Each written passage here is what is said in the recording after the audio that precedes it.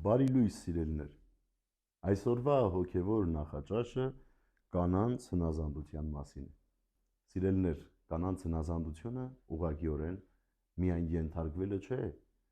իր ամուսնուն եւ կամ ստրգության վիճակը չէ։ Հնազանդվել սա շատ կարևոր խոսք է։ Հնազանդվել ելնելով մի քանի կետերից, որի մասին այսօր խոսում է Պետրոս Առաքյալը իր առաջին նամակի 3-րդ գլխում։ Այսպես էլ դուք, կանայք, հնազանդ եղեք ձեր ամուսիններին, որպեսզի եթե նրանցից ոմանք չհնազանդվեն խոսքին, իրենց կանանց ընթացքի շնորհիվ եւ առանց խոսքի իմացության իսկ շահեն, նկատի ունեցած լինելով ձեր երկյուղած եւ պարկեշտ ընթացքը, որին թող արգելք չլինի ձեր արտաքինը զարտարված հյուսքերով, ոսկեհուր վարսակալներով կամ պջնագեղ զգեստներով։ Այս սրտի ներսի մարդը հեզ եւ հանդարտ հոգու անկեղծությամբ ինչ որ շատ ավելի արժեք է ներկայացնում Աստծո առաջ։ Հնազանդությունը, սիրելիներ, պարկեշտ վարքն է, կեցվածքն է Աստծո աչքի առջև։ Այո, սիրելիներ, կնոջ հնազանդությունը իր ամուսնուն նախ եւ առաջ Աստծո նկատմամբ ունեցած իր ակնածանքն է։ Եվ այն գիտակցությունն է, որ ինքը Տիրոջ առջև է կանգնած։ Ենթարկվել չէ միայն ամուսնու խոսքին, այսպես է ասում եւ վերջ, կամ այսպես է ասում ուզում եւ վերջ։ Կնոջ հնազանդության մեջ թաքնված է հավատքի բացառիկ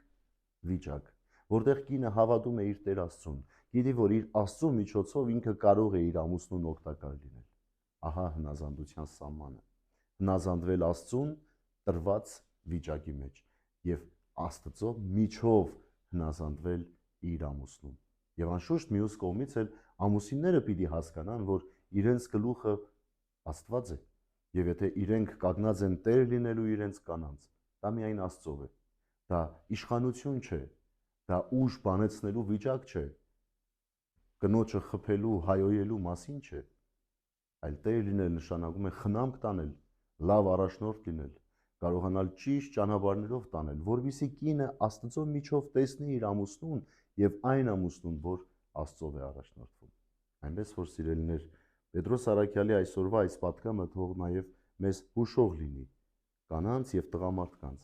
որպեսզի երկուստեք կարողանանք հասկանալ, որ մեր Տերը, մեր առաջնորդը,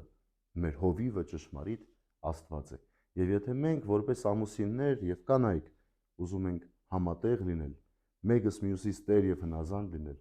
ապա դրա մեջ պիտի հասկանանք, որ Աստծո աչքի առջև ենք։ Եվ շատ կանայք Աստծուն իրենց հնազանդությամբ եւ հավատքով իրենց տղամարդկանց դարձի առիթները պիտի լինեն։ Այնպես որ,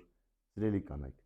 աղոթեք ձեր ամուսինների համար, սրտանց աղոթեք։ Տերն իմաստություն է տալու ձեզ, որպեսզի կարողանաք ճիշտ ձեր ամուսնու հետևից քայլել եւ ամուսնուն էլ բերեք Աստծո դրված ճանապարհին։ Աստծո սերը եւ օրհնությունը ձեզ բոլորիդ, սիրելիներ։ Բարի եւ խաղաղ օր։